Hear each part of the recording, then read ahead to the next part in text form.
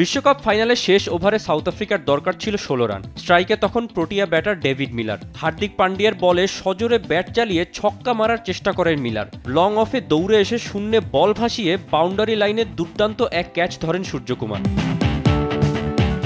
এরপর থেকেই social media জুড়ে বিতর্কের ঝড় উঠেছে। কেউ বলছেন সূর্যকুমারের পা বাউন্ডারি রশিতে লেগেছে, কেউ বলছেন আম্পায়ার ঠিকমতো চেক না করেই আউট দিয়েছেন। শেষমেশ এই বিতর্ক নিয়ে মুখ খুললেন সূর্যকুমার নিজেই। দাবি করেন তার পা বাউন্ডারি রশি স্পর্শ করেনি। আমি জানতাম আমার পা রশি স্পর্শ করেনি। এই একটা জায়গায় খুব সতর্ক ছিলাম। যখন আমি বলটা মাঠের ভেতরের দিকে ছুঁড়ে মারি, তখন যেন কোনোভাবে আমার পা বাউন্ডারির দড়িতে না লাগে।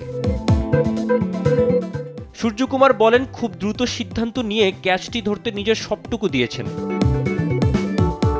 আমি জানতাম এটা একটা ফেয়ার ক্যাচ ছিল। এখন মনে হচ্ছে যে কোনো কিছুই হতে পারত। যদি বলটি ৬ হয়ে যেত তাহলে সমীকরণটা হতো ৫ বলে ১০ রান। তবে আমরা তাও জিততে পারতাম, শুধু ব্যবধানটা কমে আসতো। ম্যাচের আগের দিন ভারতের সব খেলোয়াড়েরা অনেক ধরনের ক্যাচ অনুশীলন করেছিলেন। সূর্যকুমার মনে করেন এই ক্যাচটা সেই কঠোর পরিশ্রমেরই ফল। মোহাম্মদ তৌসিফুল হাসান, স্পোর্টস ডেস্ক, দেশ টিভি।